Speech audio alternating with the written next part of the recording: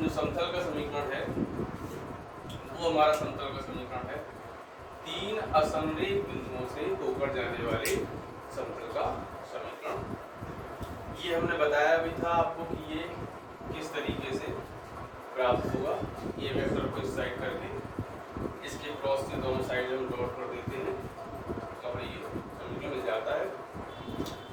और इसी में घातीय रूप में कैसे निकालते हैं, x minus x1 y minus y1 z minus z1 x2 minus x1 y2 minus y1 z2 minus z1 x3 minus x1 y3 minus y1 z3 minus z1 equal. ये तीन बिंदुओं से होकर जाने वाले समतल का घातीय रूप में समीकरण जो हम ज्ञात करते हैं वो इस तरीके से ज्ञात कर सकते हैं। अब इसमें शब्द जो हमने असंरेख यूज किया है इसका मतलब ये होता है तीनों बिंदु एक रेखा में नहीं होने चाहिए। यदि तीनों बिंदु एक रेखा में हो जाएंगे तो उससे जाने वाले हमारे कई समतल हो सकते हैं। तो अगर आपसे ये पूछा जाए कि तीन संरेख बिंदुओं से होकर जाने वाले कितने समतल खींचे जा सकते हैं तो आप उसका आंसर देंगे ऐसे समतल हमारे पास अनंत। अब इसके बाद हमारे पास कंडीशन आती है कि एक ऐसे समतल का समीकरण ज्ञात कीजिए जो दो समतलों की प्रतिच्छेद रेखा पर लंब हो। दो समतल हमें दिए गए r vector dot n2 vector equal d2 और d1। अब वो कह रहे हैं कि इन दोनों समतलों की प्रतिच्छेद रेखा पर लंब समतल का समीकरण, मतलब इन दोनों समतलों के लंब समतल का समीकरण। तो डायरेक्ट आप याद कीजिए r vector dot n1 vector cross n2 vector equal a vector dot n1 vector cross n2 vector. ये है दो समतलों के लंबवत समतल का समीकरण कहें हम, या दो समतलों की प्रतिच्छेदन रेखा के लंबवत समतल का समीकरण कहें। दोनों के लिए आपका यही होगा। इसमें एक और आता है दो समतलों की प्रतिच्छेदन रेखा से होकर जाने वाले समतल का समीकरण। उसमें क्या करना पड़ेगा हमें, पहला समतल प्लस लैम्डा दूसरा समतल इक्वल 0, चाहे वो समतल हमारे सदिश रूप में हो या हमारे घातीय रूप में हो। पहले उनको एक ही पक्ष में करके देंगे, फिर उसमें एक कंडीशन हमें दी जाएगी इस लैम्डा की वैल्यू निकालने के लिए, उस कंडीशन का हम यूज करेंगे, तब हमें वो समतल मिलेगा और वो समतल होगा उनकी प्रतिच्छेदन रेखा से जाने वाले समतल का समीकरण। तो एक तो आपका ये समतल हो गया। अब इसके बाद हमारे पास आता है कि मान लीजिए हमसे पूछा जाए कि ये दो रेखाएं हैं r vector equal a1 vector plus b1 vector, r vector equal a2 vector plus s2 vector. दो रेखाएं एक ही समतल में स्थित हैं या सहतलीय हैं या समतलीय हैं। तो हम ये कैसे बताएंगे, तो उसके लिए एक तो सदिश का भी तरीका है और एक घातीय का भी तरीका है। सहतली बताने के लिए हमें बताना पड़ेगा a2 vector minus a1 vector dot b1 vector cross b2 vector equal 0, या हम इसको कह सकते हैं a2 vector dot b1 vector cross b2 vector equal a1 vector dot b1 vector cross b2 vector. अगर दोनों बराबर आ जाते हैं तो हम कहेंगे ये दोनों रेखाएं उस समतल पर स्थित हैं।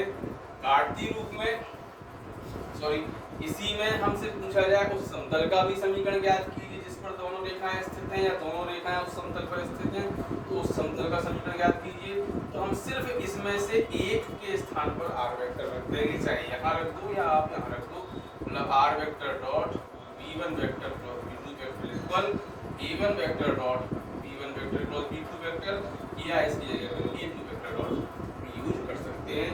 ये उस समतल का समीकरण है जिस पर दोनों रेखाएं स्थित हैं या अंतर्विष्ट करती हैं उन रेखाओं को। इसके बाद कार्तीय रूप में क्या होता है, कार्तीय रूप में हमें जब सिद्ध करना है कि ये रेखाएं जो हैं वो एक ही समतल में स्थित हैं, तो इसके लिए हम क्या करते हैं, x2 - x1 y2 - y1 z2 - z1 a1 b1 c1 a2 b2 c2 का मान अगर 0 आ जाए, क्योंकि समतल जो हमें दिए जाएंगे वो क्या होंगे, ax - x1 प्लस b, मतलब इस रूप में होगा a1x plus b1y plus c1z equal d1 a2x plus b2y plus c2z equal d2। तो इस टाइप के जो हमारे पास समतल होंगे, तो a1 b1 c1 a2 b2 c2 तो हमारे वो रेखाएं कौन सी होंगी, सॉरी रेखा निकालना है, रेखा वाला, तो रेखा कौन सी होती है मानक रूप में, वो रेखा होती है x - x1 upon a1 y - y1 upon b1 z - z1 upon c1, और दूसरी रेखा में x2 y2 z2 a2 b2 आएंगे। इन दो रेखाओं को अंतर्विष्ट करने वाले समतल का समीकरण, या ये दो रेखाएं उस समतल पर स्थित हैं, समतली हैं, उसके लिए ये, और जब समतल का समीकरण ज्ञात करना हो तो इसके स्थान पर हम x - x1 y - y1 z - z1 या x - x2 y - y2 z - z2, और नीचे यही रहेगा, तो वो निकलेगा उस समतल का समीकरण जिस पर ये रेखाएं हमारी दोनों स्थित हैं। तो ये क्लियर समतल का समीकरण होता है सैडली रेखाओं के लिए। एक होता है कि किसी समतल के समांतर समतल का समीकरण, तो किसी समतल के समांतर समतल के समीकरण के लिए क्या करते हैं, जैसे ये हमारे पास समतल है, इसके समांतर समतल का समीकरण चाहिए है, तो समतल के समीकरण में हम सिर्फ अचर पद के स्थान पर लैम्डा रख देंगे, और वो एक कंडीशन देंगे हमें, जैसे ये समतल इस बिंदु से ऊपर जाता है तो हम r vector equal a vector रखकर यहाँ पे लैम्डा की वैल्यू ज्ञात कर लेंगे। ये सदिश रूप में होगा। अगर कार्तीय रूप में होता है तो समतल होता है ax plus by plus cz plus d equal 0। इसके समांतर समतल के लिए d के स्थान पर लैम्डा रख देंगे। किस बिंदु से है उसके लिए हम उस बिंदु से करा देंगे, और वो हमारा समतल का समीकरण निकल आएगा जो इस समतल के दिए गए समतल के समांतर। किसी समतल की किसी बिंदु से दूरी, उसके लिए क्या होता है, मान लिया ये बिंदु ए वेक्टर है, समतल ये है या ये समतल है, इस बिंदु से इस समतल की दूरी के लिए क्या करेंगे, हम इसको उठा के सिर्फ यहाँ रख देंगे, ए वेक्टर डॉट एन वेक्टर, जो इस साइड है वो इस साइड कर देंगे, और नीचे एन वेक्टर का मापांक, ये हो जाएगी समतल की दूरी, मान लो या कुछ भी मान, किसी समतल की किसी बिंदु से दूरी। और इसके लिए ax1 by1 cz1 d upon √a² + b² + c² का मॉड, ये हो जाएगी किसी बिंदु से समतल की। ठीक है, अब इसमें एक और रह गया हमारे पास प्रोसेस, वो प्रोसेस क्या है कि जैसे मान लीजिए हमसे कहा जाए एक्स वाई समतल का समीकरण याद करने को, तो आप तरीके से याद कर सकते हैं कि एक्स वाई समतल का समीकरण z इक्वल 0, वाई जेड समतल का समीकरण x इक्वल 0, एक्स जेड समतल का समीकरण y इक्वल 0। अब ये होता कैसे है ये समझ लीजिएगा, क्योंकि ये तो है हमारे कार्तीय रूप में, आप इनसे सदिश रूप में भी बना सकते हैं।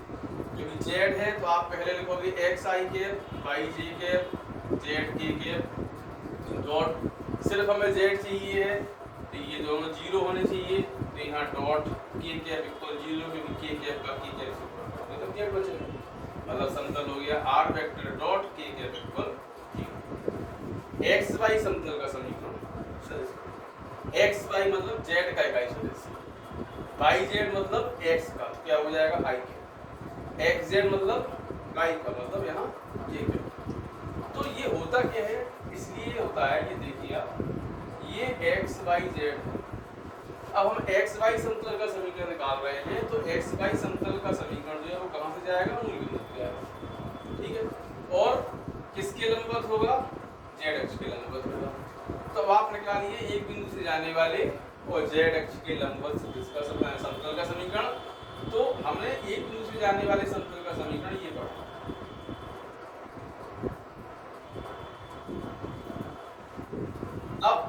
जाता कहाँ से, मूल बिंदु से, तो ये 0 हो गए हमारे, ax plus by plus cz और 0 बचा।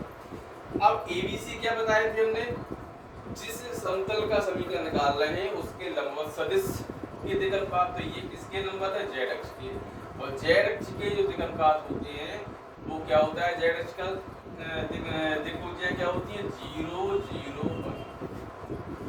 तो इससे हमारा सदिश बनेगा 0i कैप 0j कैप और k कैप। इसका मतलब a का मान 0, b का मान 0 और c का मान 1। ये z पर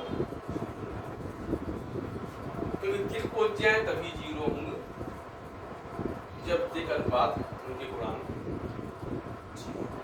अगर ये l 0 है इसका मतलब a भी 0 होगा, अगर m 0 है इसका मतलब b भी 0 होगा।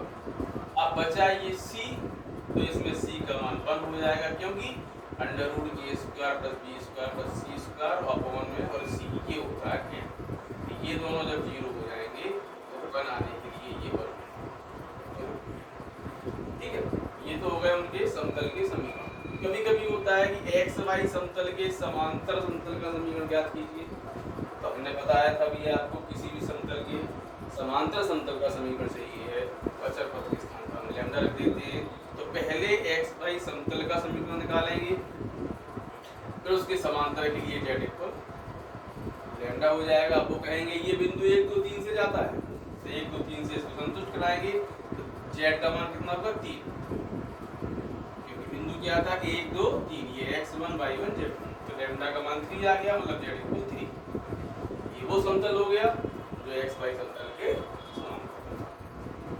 अब इसमें इतने हमारे पास कॉन्सेप्ट हैं, इन्हीं से रिलेटेड क्वेश्चन आपसे पूछे जाते हैं। अब इसमें जैसे रेखाओं में होता है, रेखाओं के बीच कोण, ऐसे ही होता है समतलों के बीच कोण। तो जो रेखाओं के बीच कोण का फॉर्मूला होता है उसमें हम क्या लेते हैं, cos थीटा इक्वल, रेखा क्या होती है b1 vector dot b2 vector upon b1 vector का मापांक और b2 वेक्टर का, या a1 a2 plus b1 b2 plus c1 c2 upon में under root a1 square plus b1 square plus c1 square into a2 square plus b2 square plus c2 square का ये काटेगा। यही सेम प्रोसेस होता है समतलों के बीच में। समतल में हमारे पास b1 b2 ना होगा, क्या होते हैं n1 और n2, तो cos थीटा इक्वल हो जाता है n1 vector dot n2 vector, n1 vector का मापांक n2 वेक्टर का मापांक, ये हो गया दो समतलों के बीच कोण। इसी को हम कार्ड के रूप में लिख सकते हैं, वही a1 a2, बस इसमें अंतर क्या हो जाता है वही आएगा, क्योंकि इसमें n के जो n1 के मापांक हो जाएंगे वो a1 a2 a3 और n2 वेक्टर के मान लगेंगे b1 b2 b3। अब हम बात करना चाह रहे थे एक समतल और एक रेखा के बीच का कोण, तो उसमें आप याद रखिए यहाँ बस साइन थीटा हो जाएगा, cos की जगह पे रेखा है उसका सदिश हो गया b वेक्टर और समतल का लंबवत सदिश हो गया n वेक्टर, तो b vector dot n vector, b vector का मापांक n मान sin थीटा। कंडीशन में आप थोड़ा रिमाइंड कीजिए, दो रेखाएं जब एक दूसरे के लंबवत होती हैं या दो समतल जब एक दूसरे के लंबवत होते हैं तो कंडीशन होती है a1 a2 plus b1 b2 plus c1 c2 plus 0, या हम कहते हैं l1 l2 plus m1 m2 plus l1 l2 plus 0। जब दोनों कार्तीय रूप में हैं, अगर वो सदिश रूप में है तो हम सीधे लिख देते हैं b1 vector dot b2 vector plus 0 या n1 vector dot n2 vector plus 0। रेखा और समतल के समांतर में क्या होता है, उनके अनुपात गुणांकों के a1 upon a2 equal b1 upon b2 equal c1 upon c2 या l1 upon l2 equal l1 upon l2 equal l1 upon l2। अब इसमें अगर एक रेखा और समतल की बात की जाए तो जस्ट अपोजिट हो जाता है। अगर रेखा समतल के लंबवत है तो समांतर वाली कंडीशन अप्लाई करते हैं, कौन सी, a upon l equal b upon m equal c upon m, क्योंकि रेखा से abc और समतल से lmn, या रेखा से lmn समतल से abc। जब कंडीशन समांतर हो, रेखा समतल के समांतर हो, मतलब लंबवत वाली कंडीशन, तो al plus bm plus cn equal 0। इतना पूरा कॉन्सेप्ट है, इसको आप रिमाइंड कीजिए, क्वेश्चन लगाने का प्रयास कीजिए, आपके सभी क्वेश्चन सॉल्व